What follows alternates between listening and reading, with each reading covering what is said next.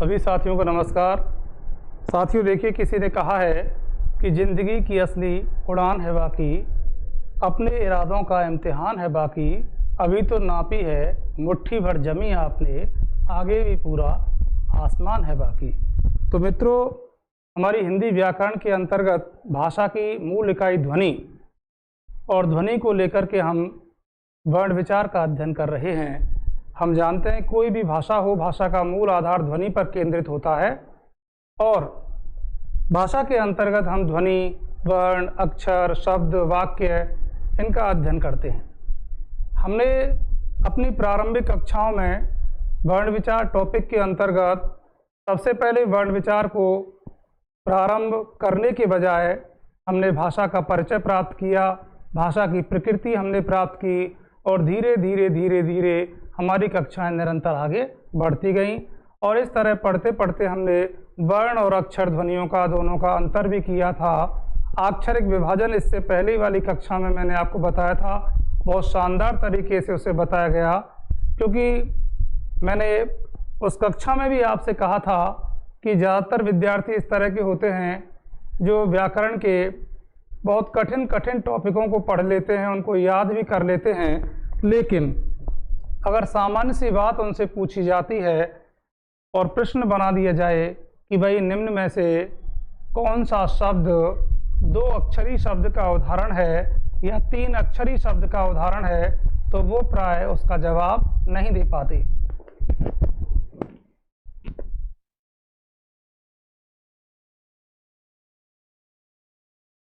तो उस कक्षा में हमने अक्षरिक विभाजन को बहुत अच्छे ढंग से समझा था। अब हम अक्षरिक विभाजन के बाद में इस टॉपिक पर आगे बढ़ रहे हैं। अब बात करते हैं वर्णमाला क्या है।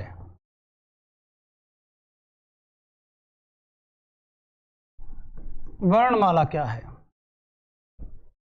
तो साथियों, वर्णमाला को ककहरा भी कहा जाता है और वर्ण समाम्नाय भी कहा जाता है।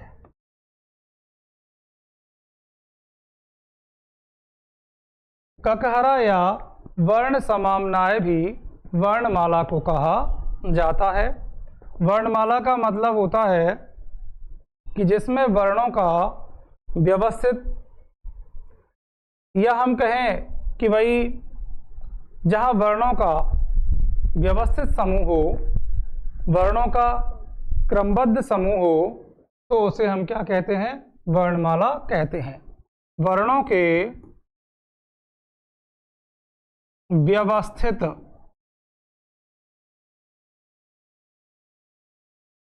समूह को वर्णमाला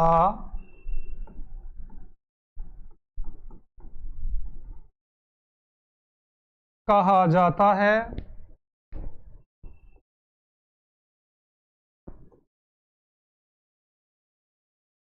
ये कोई परिभाषा आपसे नहीं पूछी जाएगी, तो वर्णों के व्यवस्थित समूह को हम क्या कहते हैं?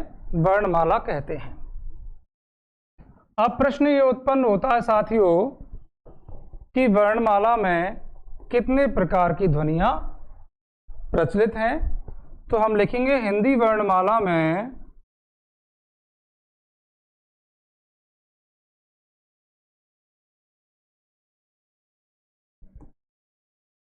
मुख्यतः 2 प्रकार की ध्वनियां हैं। हिंदी वर्णमाला में कितने प्रकार की ध्वनियां हैं साथियों? 2 प्रकार की ध्वनियां हैं। कौन कौन सी? नंबर 1 स्वर ध्वनि और नंबर 2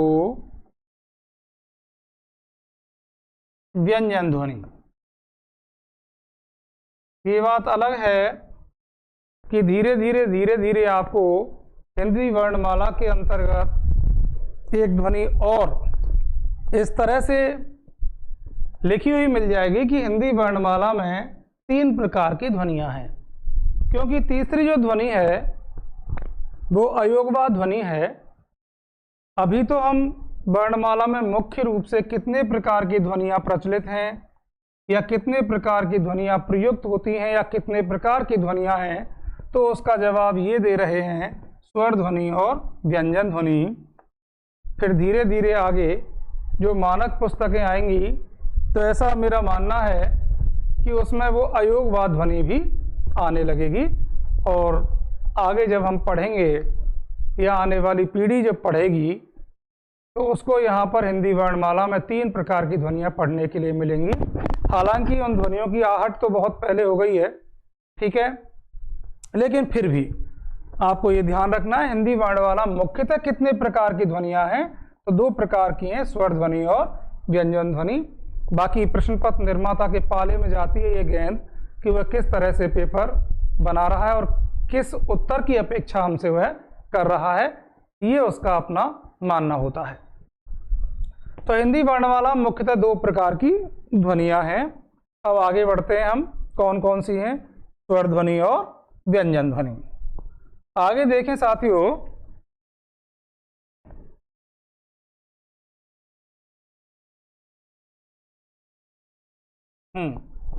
आगे बढ़ते हैं। अब हम आ गए अपनी स्वर ध्वनि पर। तो साथियों अब आप डालेंगे स्वर ध्वनि। स्वर किसे कहते हैं, स्वर कितने होते हैं, देखिए क्रमशः बढ़ रहे हैं हम, उनकी विशेषताएं भी हम पढ़ेंगे, विस्तार पूर्वक पढ़ेंगे। स्वर का जो मतलब है वो क्या है, स्वयं राजन्ते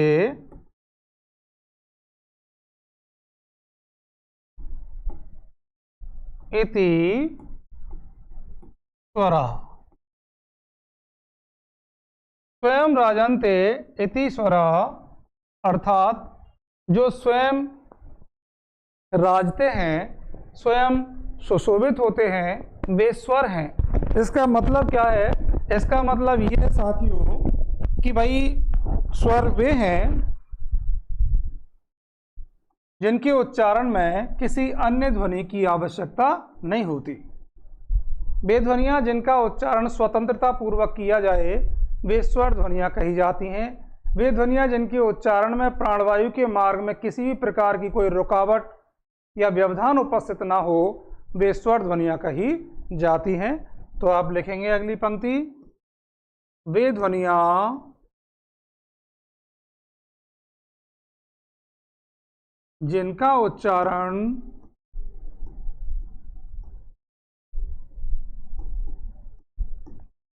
स्वतंत्रता पूर्वक किया जाए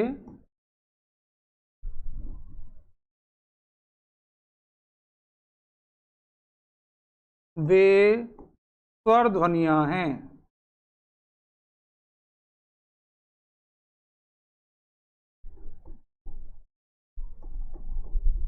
जिनका उच्चारण स्वतंत्रता पूर्वक किया जाए वे स्वर ध्वनियाँ हैं। दूसरी बात, इनके उच्चारण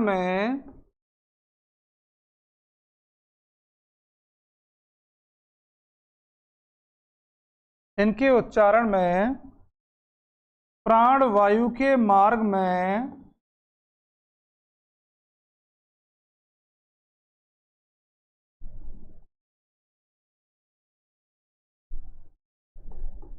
कोई रुकावट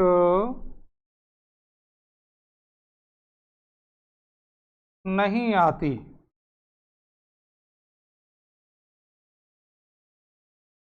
यानी प्राणवायु के मार्ग में किसी प्रकार की कोई रुकावट नहीं आती है स्वर ध्वनियों के उच्चारण में। अगली बात क्या है साथियों, अगली बात यह है कि इनका उच्चारण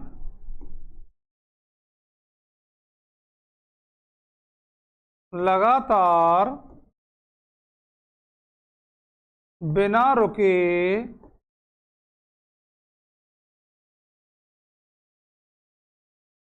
किया जा सकता है।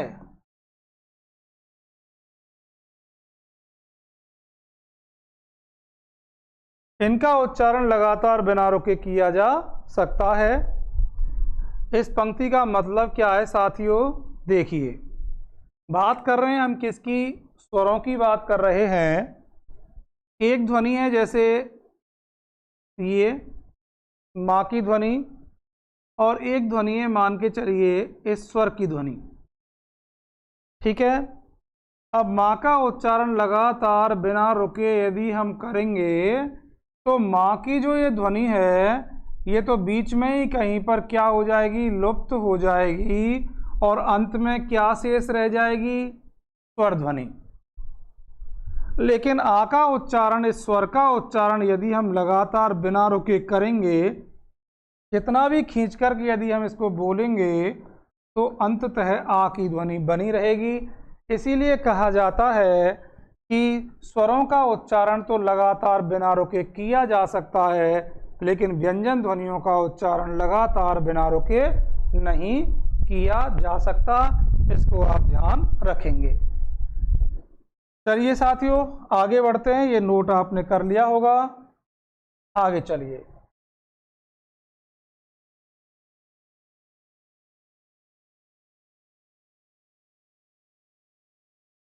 आगे चलते हैं।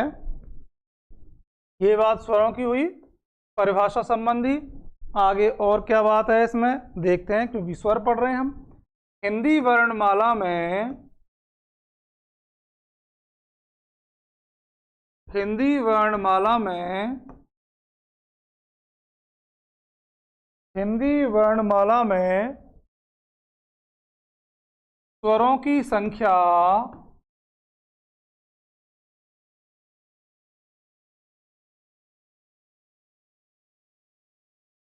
11 है। हिंदी वर्णमाला में स्वरों की संख्या 11 स्वीकार्य है। स्वर कितने स्वीकार्य हैं? 11। अब कौन कौन से 11 स्वर हैं? ध्यान रखना, हिंदी वर्णमाला में तो स्वरों की संख्या 11 है, और संस्कृत वर्णमाला में स्वरों की संख्या हो जाती है 13। क्योंकि हम हिंदी का अध्ययन कर रहे हैं इसलिए हमें हिंदी से मतलब है। तो कौन कौन से हैं वो 11 स्वर वर्ण? इनका क्रम भी आप देख लो। आ ई उ, इसके बाद में री, ए आई ओ और औ। ये 11 स्वर वर्ण हैं साथियों हिंदी वर्णमाला में, ठीक है। आप ध्यान रखेंगे, हिंदी वर्णमाला में स्वरों की संख्या कितनी स्वीकार्य है? स्वरों की संख्या 11 है। कौन कौन से हैं? आपके सामने अंकित हैं, आप अच्छे से देख लें। ये 11 स्वर वर्ण हैं जो स्वीकृत हैं, स्वीकार्य हैं। री का कोई दीर्घ रूप नहीं मिलता। संस्कृत में री का भी दीर्घ रूप मिल जाता है, और री को भी स्वर वर्ण माना गया है संस्कृत में। ये तो दीर्घ री है और ये री है, ये संस्कृत में माने गए हैं, हिंदी में नहीं माने गए। तो स्वरों की संख्या हो गई 11। आगे बात करते हैं इसी में। हिंदी भाषा में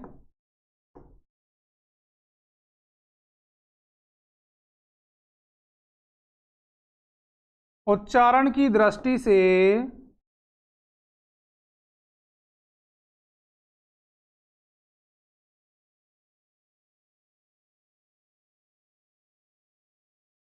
दस स्वर माने गए हैं। प्रश्न पूछे जाने का तरीका ध्यान रखना साथियों।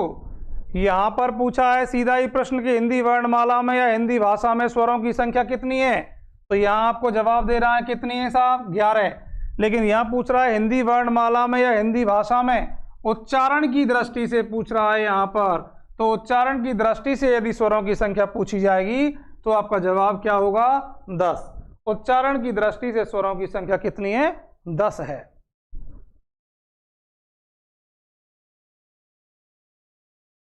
क्यों है साहब उच्चारण की दृष्टि से स्वर 10 क्यों है?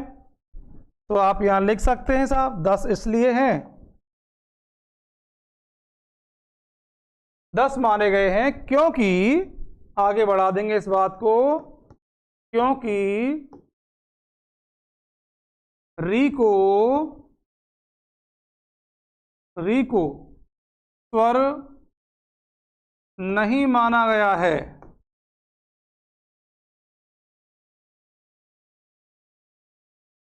क्योंकि री को स्वर नहीं माना गया है। क्यों नहीं माना गया है? री का जो उच्चारण है, री का उच्चारण व्यंजन वर्ण र और स्वर वर्ण ई के योग से है। री का उच्चारण व्यंजन वर्ण र और स्वर वर्ण ई के योग से है।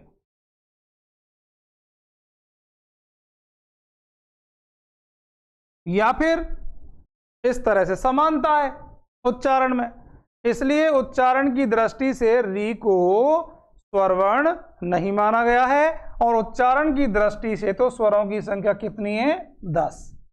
ठीक है, ये आपने नोट कर लिया होगा। अब हम आगे बढ़ते हैं, यहां आगे चलते हैं। अब देखिए साथियों, आगे एक स्वरवर्ण और है जो अंग्रेजी भाषा का स्वरवर्ण है और हिंदी में अपनी जगह बना चुका है। और वो स्वरवर्ण कौन सा है? ये जो आपके सामने लिख दिया है। अब इसका उच्चारण क्या होता है? इसका उच्चारण हिंदी स्वरवर्ण आ और हिंदी स्वरवर्ण ओ, इन दोनों के मध्य स्थित है। यानी कि ना तो इसको हम आ कहेंगे, ना इसको हम ओ कहेंगे, इसको कहेंगे ओ। बोलते हैं ना डॉक्टर, ओ। ओ नहीं कहेंगे, ओ कह देंगे एक साथ तो ओ में और औ में वहां अंतर करना मुश्किल हो जाएगा। ठीक है, चॉकलेट, कोई चॉकलेट कहता है, चॉकलेट, तो चॉकलेट यदि कोई कहेगा चॉकलेट, तो वो आ की ध्वनि आ रही है, तो आ और ओ के मध्य की ध्वनि हमें निकालनी है, तब जाकर के इसका क्या होगा? उच्चारण होगा। डॉक्टर है, कॉलेज है, नॉलेज है ना, इस तरह के शब्द, चॉकलेट है, इस तरह के शब्द जो होते हैं उनमें ये स्वर ध्वनि प्रयुक्त होती है। तो इसी बात को हम यहाँ नोट करेंगे साथियों, आप नोट करेंगे। लिखिए अगली पंक्ति, अंग्रेजी भाषा से आगत, आगत का मतलब आया हुआ, स्वरवर्ण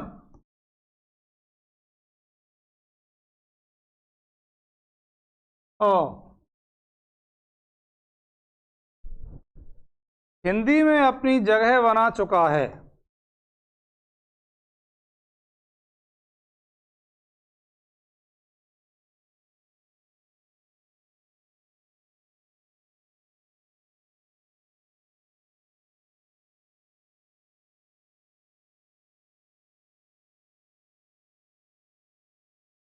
जिसका उच्चारण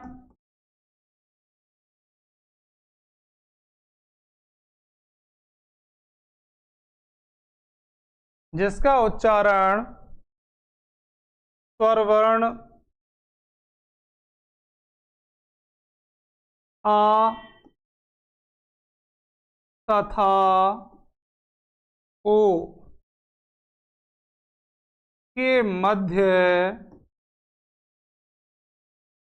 स्थित है।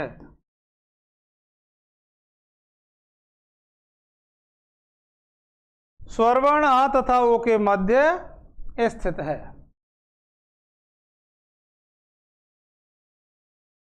स्वरवर्ण आ तथा ओ के मध्य स्थित है। जैसे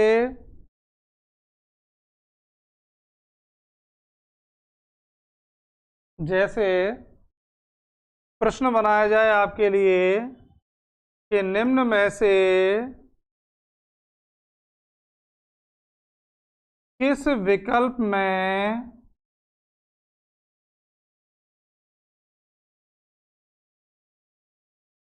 आगत स्वर वर्ण का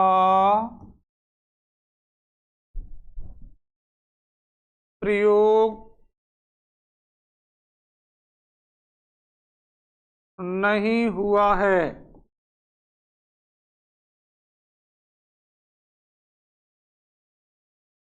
निम्न में से किस विकल्प में आगत स्वर वर्ण का प्रयोग नहीं हुआ है? विकल्प बना दिए उसने आपके लिए, खुद ही पढ़ेंगे अब।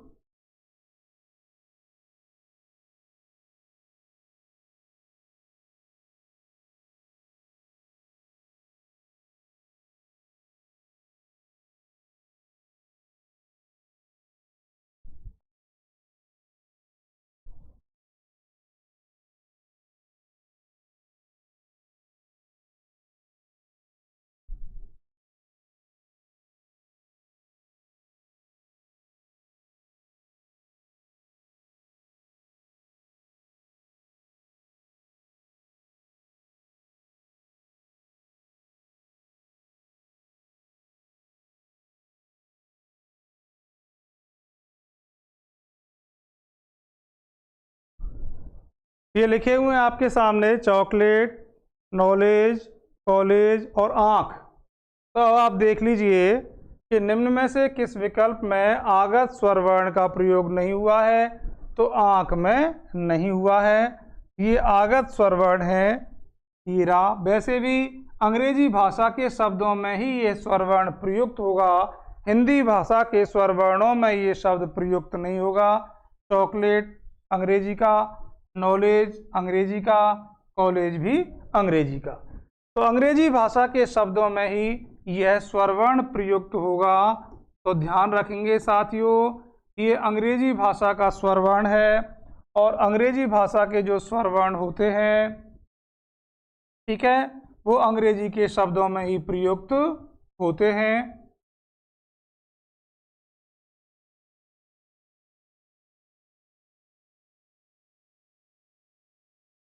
नोट कर लीजिए आप इसे। एक बात और यहाँ पर ध्यान रखने योग्य है, वो यह है कि भाई उच्चारण की दृष्टि से स्वरों की संख्या 10 है।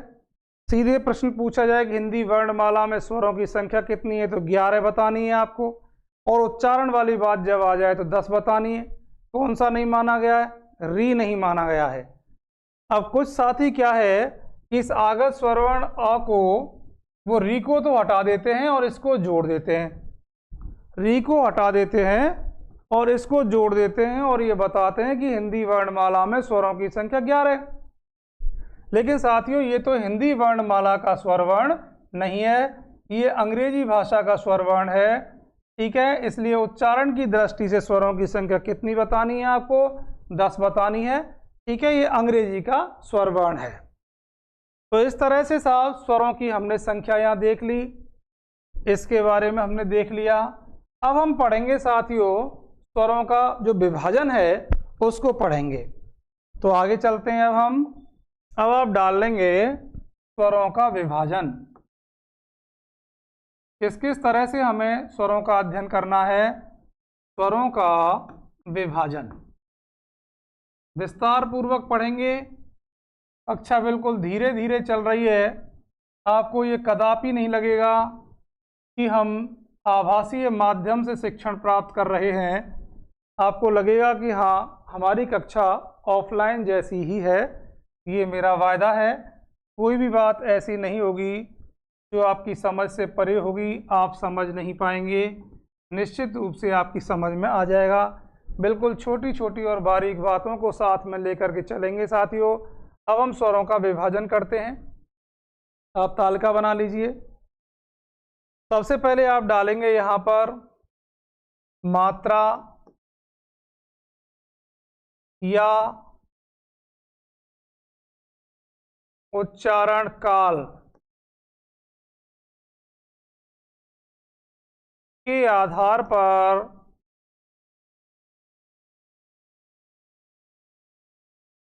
स्वर। दूसरा विभाजन आप डालेंगे उच्चारण के आधार पर उच्चारण के आधार पर स्वर। तीसरा विभाजन आप करेंगे, आ जाएंगे क्या सभी? आ जाएंगे, चलो। अगला डालेंगे आप इसमें उत्पत्ति के आधार पर स्वर।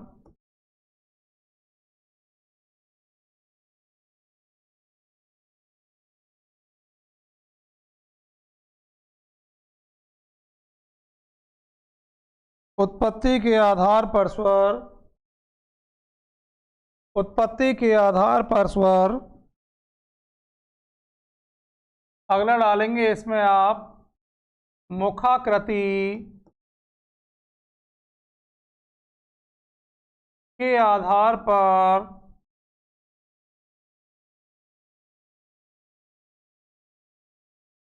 स्वर। अगला डाल लेंगे आप जीव के भाग के आधार पर स्वर।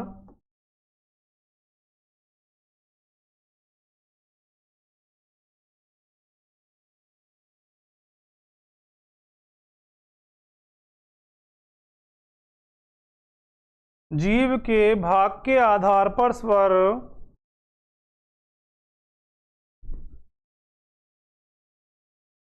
तो मात्रा या उच्चारण काल के आधार पर स्वर, उच्चारण के आधार पर स्वर, मुखाकृति के आधार पर स्वर, ओष्ठाकृति के आधार पर स्वर, उत्पत्ति के आधार पर स्वर, ओष्ठाकृति के आधार पर स्वर,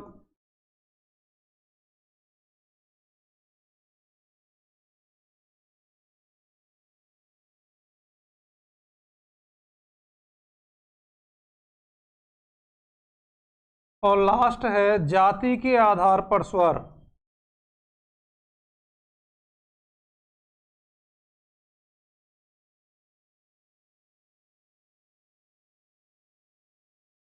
जाति के आधार पर स्वर, जाति के आधार पर स्वर।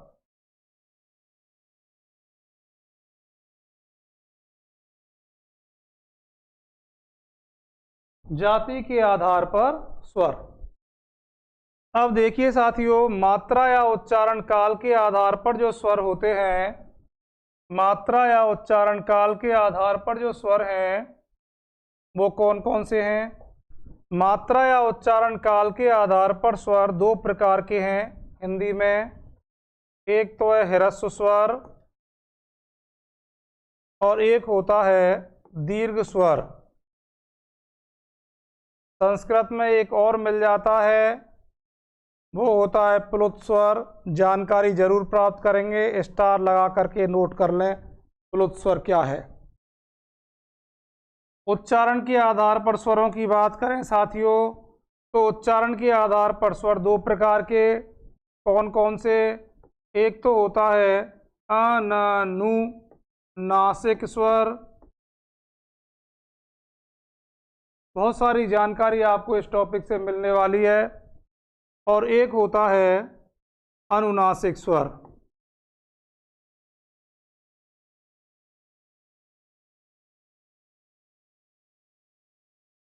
इस टॉपिक से बहुत कुछ आपको सीखने के लिए मिलेगा, बहुत ही इम्पोर्टेंट टॉपिक है। यहाँ से हमारी जो व्याकरण पढ़ने की शुरुआत है यहीं से होती है। अब उत्पत्ति के आधार पर स्वर, एक तो होता है मूल स्वर और एक होता है संधि स्वर। संधि स्वर को ही पुनः दो भागों में बांट देते हैं साथियों हम। संधि स्वर को पुनः दो भागों में बांट देते हैं। कौन कौन से दो भाग होते हैं इसके? एक होता है दीर्घ संधि स्वर और एक होता है संयुक्त संधि स्वर। संयुक्त संधि स्वर और दीर्घ संधि स्वर।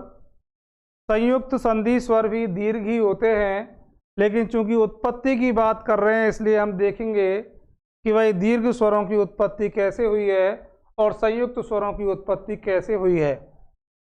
मुखाकृति के आधार पर स्वरों को पढ़ेंगे साथियों हम। ये 4 प्रकार के होते हैं मुखाकृति के आधार पर स्वर। एक होता है समृत, एक होता है अर्ध समृत,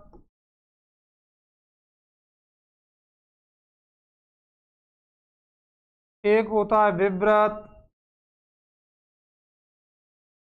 तो एक लास्ट और होता है इसमें, वो होता है अर्धविव्रत।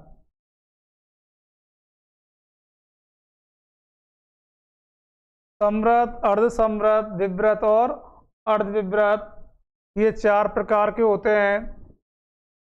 जीव के भाग के आधार पर यदि स्वरों की बात करें साथियों तो ये 3 प्रकार के होते हैं। अग्रस्वर, मध्य स्वर और पश्च स्वर। अग्रस्वर, मध्य स्वर और पश्च स्वर। और साथियों ओष्ठाकृति के आधार पर स्वरों की यदि बात करें तो ये 2 प्रकार के होते हैं। इनके अन्य नाम भी पढ़ेंगे हम। एक तो होता है वृत्ताकार स्वर और एक होता है अवृत्ताकार स्वर। जाति के आधार पर स्वरों की यदि बात करें तो 2 प्रकार के होते हैं साथियों ये। एक तो होता है सजातीय स्वर और एक होता है विजातीय स्वर। सजातीय और विजातीय, इस तरह से हमने यहाँ पर ये तालिका बनाई है जिसके विषय में हम आगे अध्ययन करने वाले हैं। एक रूपरेखा हमारी तैयार हो गई कि हम स्वरों को किस किस तरह से पढ़ेंगे, कितनी जानकारी हम यहाँ पर प्राप्त करेंगे। उच्चारण के मात्रा या उच्चारण काल के आधार पर जो स्वर होते हैं वो हिंदी में 2 प्रकार के हो गए। उच्चारण के आधार पर जो स्वर हैं ये तो उच्चारण काल है साथियों, ध्यान रखेंगे। ये उच्चारण है, उच्चारण के आधार पर भी 2 प्रकार के हो गए। उत्पत्ति के आधार पर स्वर 2 प्रकार के हो गए। मुखाकृति के आधार पर स्वर 4 प्रकार के हो गए। ठीक है। ओष्ठाकृत, जीव के भाग के आधार पर स्वर 3 प्रकार के हो गए। ओष्ठाकृति के आधार पर स्वर 2 प्रकार के हो गए और जाति के आधार पर स्वर भी 2 प्रकार के हो गए। मात्रा या उच्चारण काल के आधार पर हिंदी में ह्रस्व स्वर और दीर्घ स्वर पढ़ेंगे हम। प्लुत स्वरों के विषय में भी जानकारी प्राप्त करेंगे साथियों कि ये प्लुत स्वर क्या होते हैं। उच्चारण के आधार पर अनानुनासिक और अनुनासिक पढ़ेंगे। यहाँ से बहुत शानदार प्रश्न बनते हैं। ठीक है। उत्पत्ति के आधार पर स्वरों में हम मूल स्वर पढ़ेंगे, संधि स्वर पढ़ेंगे। संधि स्वर के 2 भेद पढ़ लेंगे, दीर्घ और संयुक्त। मुखाकृति के आधार पर समृत भी पढ़ेंगे, अर्धसमृत भी पढ़ेंगे, विव्रत भी पढ़ेंगे और अर्धविव्रत भी पढ़ेंगे। जीव के भाग के आधार पर अग्र, मध्य और पश्च पढ़ेंगे। ओष्ठाकृति के आधार पर वृत्ताकार और अवृत्ताकार पढ़ेंगे। जाति के आधार पर सजातीय और विजातीय पढ़ेंगे। आपने ये नोट कर लिया होगा, नहीं तो आप स्क्रीनशॉट ले लीजिए इसका, ताकि आप बाद में अपने नोट्स तैयार कर सकें, बहुत अच्छे से तैयार कर सकें। आगे बढ़ता हूं अब मैं। अब साथियों हम इसका विस्तार पूर्वक अध्ययन करेंगे। स्वरों का विभाजन हमने कर लिया। अब हम पढ़ेंगे मात्रा या उच्चारण काल।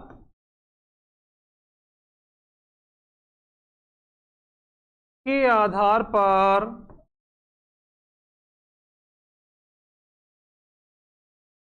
स्वर। तो देखिए साथियों, मात्रा या उच्चारण काल के आधार पर स्वर कितने प्रकार के लिखे हैं हिंदी में आपने अभी? 2 प्रकार के लिखे हैं। कौन कौन से? नंबर 1 ह्रस्व स्वर। ह्रस्व स्वर, ठीक है, ध्यान रखें ह्रस्व इसी तरह से लिखा जाता है। ये इसका मतलब ये है कि हा जो है इस रा में मिला हुआ है और रा में है ये छोटा। और ये होता है साथियों इस तरह से, यदि आप लिखते हैं तो ये हिरी है। हिरी का मतलब क्या है कि हा व्यंजन में री स्वरवर्ण मिला हुआ है। अगर आपको हृदय लिखना है तो हृदय आपको यूं ही लिखना पड़ेगा हृदय। ठीक है, यदि आप हृदय शब्द को इस तरह से लिखते हैं तो ये गलत है। ह्रस्व शब्द आपको यूं ही लिखना पड़ेगा जो सही है, और अगर आप यूं लिखेंगे ह्रस्व तो ये क्या होगा, गलत होगा। तो इन दोनों शब्दों का अंतर देख लें, कहाँ रा है और कहाँ री है। ठीक है, इसको आप अच्छे से देख लें। अब हम देखते हैं साथियों, ह्रस्व स्वर कौन से हैं। ह्रस्व स्वर वे स्वर वर्ण हैं जिनके उच्चारण में सबसे कम समय लगता है। क्योंकि हम पढ़ रहे हैं उच्चारण काल के आधार पर स्वरों को, तो उसी हिसाब से जो है हमें यहाँ पर इसकी परिभाषा भी देनी है। सबसे पहले आप यूं देख लीजिए मात्रा क्या है। चलो मात्रा को हम नोट डाल करके लिख लेंगे नीचे। पहले ह्रस्व स्वर देख लीजिए आप। तो ह्रस्व स्वर वे स्वर वर्ण हैं जिनके उच्चारण में सबसे कम समय लगता है। ह्रस्व स्वर वे स्वर वर्ण हैं जिनके उच्चारण में ठीक उतना ही समय लगता है जितना एक चुटकी को बजाने में लगता है।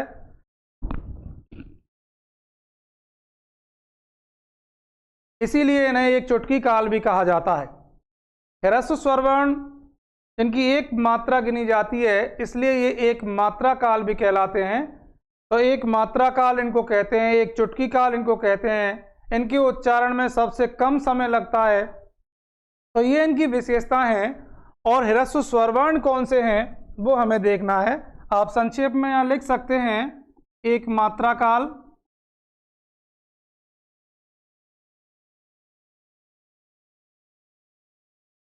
एक चुटकी काल भी कहते हैं,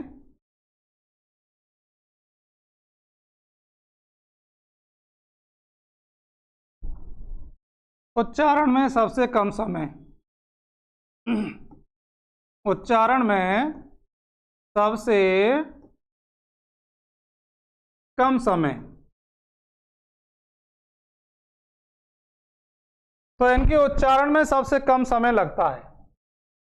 ठीक है, कौन कौन से हैं ह्रस्व स्वर वो आप नोट करें।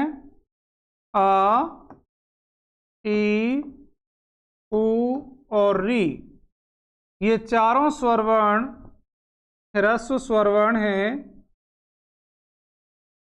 काव्यशास्त्र में पढ़ते हैं बच्चे, जानते हैं कि इन स्वरवर्णों की एक मात्रा गिनी जाती है। दीर्घ स्वरवर्णों को गुरु वर्ण कहा जाता है, उनकी 2 मात्राएं गिनी जाती हैं। ह्रस्व स्वरवर्णों को लघु स्वरवर्ण भी कहते हैं। तो ये लघु स्वरवर्ण भी हैं,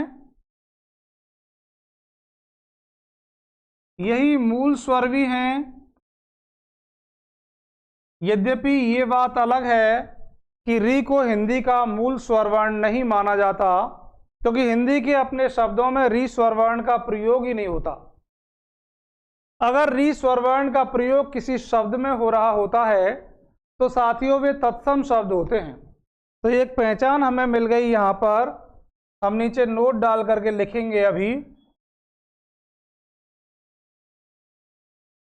नीचे नोट डालिए आप। यही बातें परीक्षा की दृष्टि से महत्वपूर्ण होती हैं। री को हिंदी का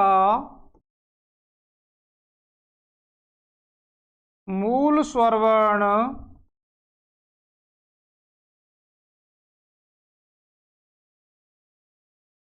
नहीं माना जाता,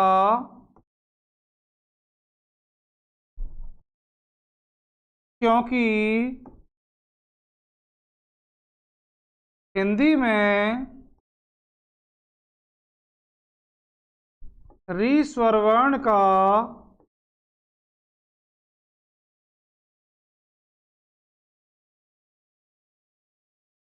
प्रयोग नहीं होता। ठीक है, क्योंकि हिंदी में री स्वरवर्ण का प्रयोग नहीं होता है। दूसरी बात क्या लिखेंगे इस नोट के अंतर्गत ही आप, यदि किसी शब्द में री स्वर वर्ण का प्रयोग हो रहा है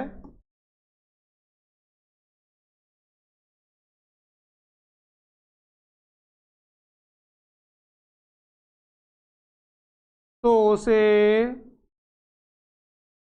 तत्सम शब्द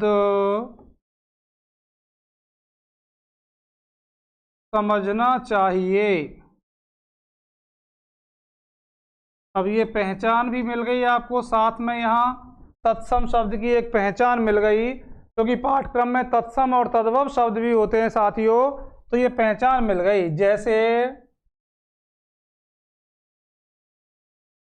यहाँ से एक प्रश्न बड़ा आसानी से सॉल्व हो जाता है, लेकिन प्रश्न कैसे पूछ रहा है वो विकल्पों पर थोड़ा निर्भर करता है, लेकिन मैं बताऊं साथियों, हो सकता है कहीं ना कहीं ये बात आपके काम आ जाए। जैसे प्रश्न बना दिया उसने, मान के चलिए निम्न में तत्सम शब्द बताओ। मैं वर्ण विचार पढ़ा रहा हूँ, शब्द विचार नहीं पढ़ा रहा हूँ, लेकिन ये जो बिंदु आया है ये आपके लिए कहाँ पर फायदेमंद हो सकता है वो बात मैं बता रहा हूँ। निम्न में तत्सम शब्द का उदाहरण है, या निम्न में किस विकल्प में तत्सम शब्द प्रयुक्त हुआ है, कैसे भी बना सकता है। एक विकल्प बनाया उसने आपके लिए किसान,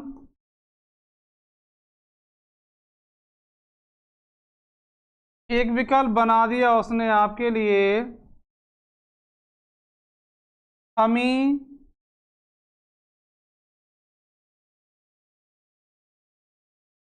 एक विकल्प बना दिया उसने आपके लिए तिनका, और एक विकल्प बना दिया उसने आपके लिए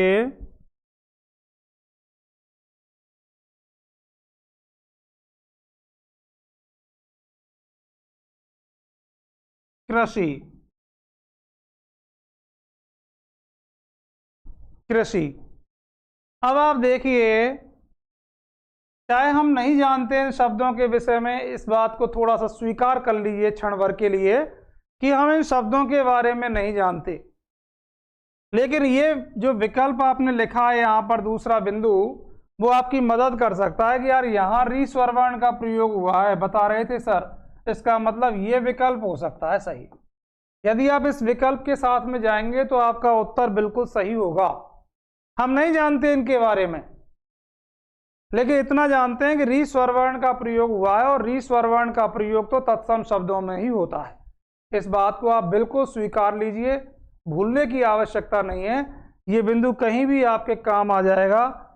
आप बिल्कुल शब्दों के ढेर में से कुछ इस तरह के शब्दों को पहचान लेंगे जहां पर वो तत्सम शब्द के उदाहरण होंगे।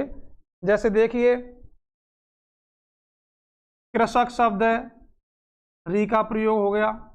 अमृत शब्द है, री का प्रयोग हो गया। घृत शब्द है, री का प्रयोग हो गया। ठीक है, ऐसे ही पितृ शब्द है, री का प्रयोग हो गया। मातृ शब्द है, री का प्रयोग हो गया। तो जिनमें री स्वर वर्ण प्रयुक्त होते हैं वो कैसे शब्द होते हैं साथियों? वे शब्द होते हैं कैसे? तत्सम। ठीक है, चलिए साहब, अब नोट के अंतर्गत ही अगला पॉइंट भी नोट करते हैं हम। ये दो बात हो गई। अब साथियों, स्टार्टिंग में जो हमने देखा था कि मात्रा या उच्चारण काल, अब ह्रस्व स्वर तो हमने पढ़ लिया कि ह्रस्व स्वर ये होते हैं। अब मात्रा किसे कहते हैं वो भी तो देख लो। मात्रा क्या है? मात्रा का मतलब होता है उच्चारण में लगने वाले समय को मात्रा कहते हैं। उच्चारण में लगने वाले समय को मात्रा कहते हैं। उच्चारण में लगने वाले समय को मात्रा कहते हैं। मात्राएं कितनी हैं साथियों? मात्राएं 10 हैं।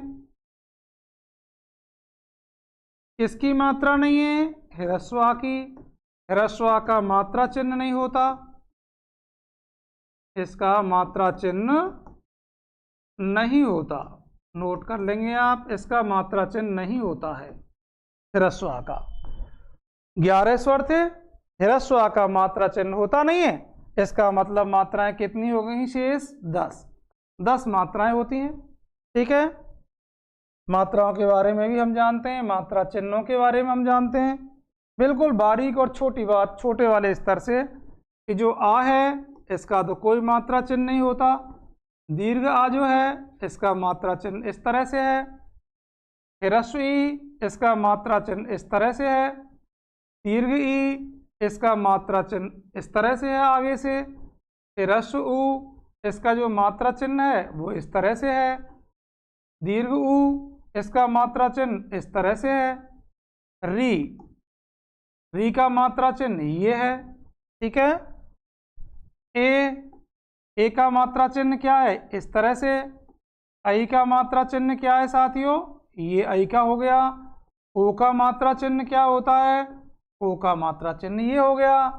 ठीक है, औ का मात्रा चिन्ह क्या होता है? औ का मात्रा चिन्ह ये हो गया साहब। ठीक है, तो इस तरह से इन सभी स्वरों के मात्रा चिन्ह भी मैंने आपको बता दिए।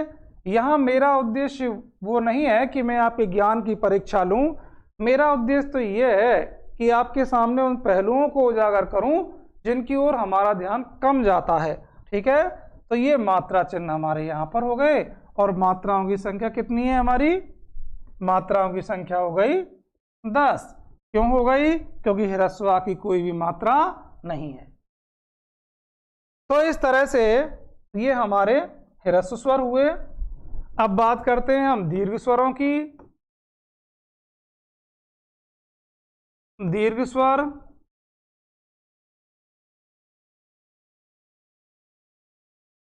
दीर्घ स्वर कौन से हैं साथियों? ये वे स्वर वर्ण हैं जिनके उच्चारण में ह्रस्व स्वर की तुलना में दुगना समय लगता है। इनके उच्चारण में ठीक उतना ही समय लगता है जितना 2 चुटकियों को बजाने में लगता है, इसलिए ये 2 चुटकी काल भी कहे जाते हैं। छंदों के अंतर्गत इनको गुरु स्वर वर्ण कहा जाता है, और गुरु स्वर वर्ण होने के नाते इनकी 2 मात्राएं होती हैं, इसलिए इनको 2 मात्रा काल भी कहा जाता है। ठीक है, और मुख्य बात यह है कि ह्रस्व स्वरों की तुलना में दुगना समय लगता है, इसलिए ये दीर्घ स्वर वर्ण या गुरु स्वर वर्ण कहे जाते हैं। तो इनके उच्चारण में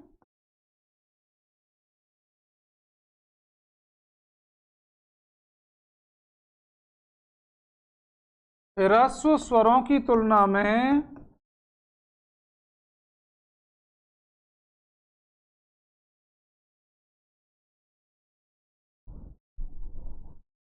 दुगुना समय लगता है।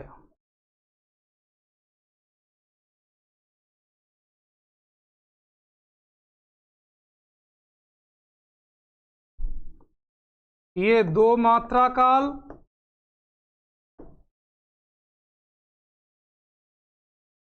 या 2 चुटकी काल भी कहलाते हैं।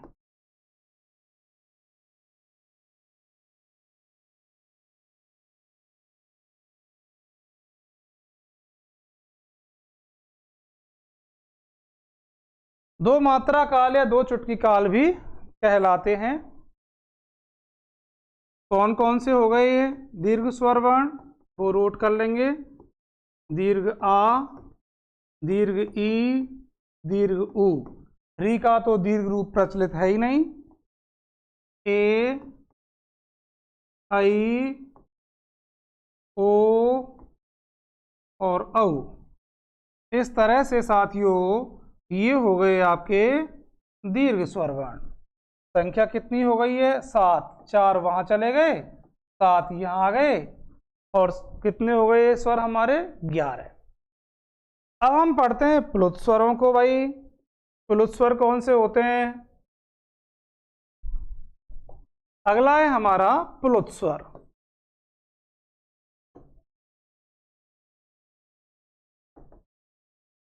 प्लुत शब्द का शाब्दिक अर्थ होता है उछलता हुआ।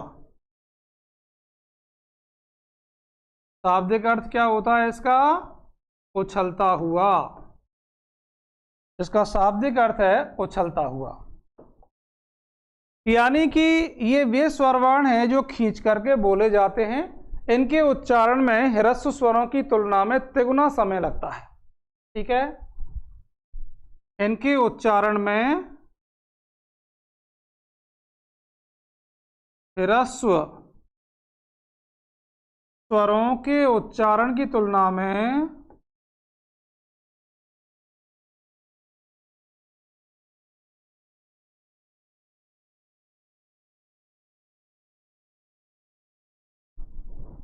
तिगुना समय लगता है।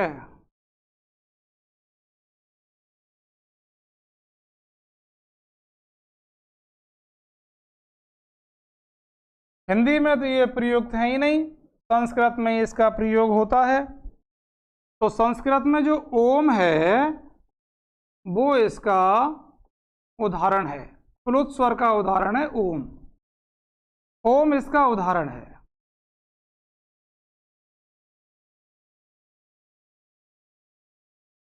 ओम जो है इसका क्या है, उदाहरण है। हिंदी में इसका प्रयोग साथियों देखिए, मैं आपको बताऊं, सभी दीर्घ स्वरों के आगे यदि 3 का अंक अंकित कर दें तो प्लुत स्वर बन जाते हैं। ये जो आपको ई जैसी आकृति नजर आ रही है, ये ई नहीं है, ये 3 का अंक है। दीर्घ स्वरों के आगे 3 का अंक अंकित कर देने पर वो प्लुत स्वर का उदाहरण हो जाता है। अब ये प्लुत स्वर का उदाहरण हो गया। हिंदी में नाटक या एकांकी में जब एक पात्र दूसरे पात्र को पुकारता है, संबोधित करता है या खींच करके बोलता है, ठीक है, किसी भी स्वर का उच्चारण खींच करके करता है, तब वहाँ प्लुत स्वर माना जाता है। और प्लुत स्वर को व्यक्त करने के लिए शब्द के मध्य में वक्र रेखाएं अंकित कर दी जाती हैं। जैसे कोई संबोधित कर रहा है राम, इस तरह से, तो उसका जो उच्चारण है वो इस तरह से हुआ। और ये प्राय आपको इस तरह की आकृति कई बार पढ़ने के लिए मिल जाती है। एकांकी या नाटक में जब एक पात्र दूसरे पात्र को संबोधित करता है तो वह इस तरह से आकृति सी आपको जो है मिल जाती है। ये जो आकृतियां बीच में बनी हुई हैं, ये जो वक्र रेखा बनी हुई होती है मध्य में, ये वक्र रेखा इस बात को व्यक्त करती है कि यहाँ पर राम में जो मिला हुआ दीर्घ आ है, इस दीर्घ आ को खींच करके बोला गया है। ठीक है, इस तरह से ये जो यहाँ पर आकृति हैं ये बताती हैं कि यहाँ पर इस आ को कैसे स्वर के रूप में उच्चारित किया गया है, प्लुत स्वर के रूप में उच्चारित किया गया है।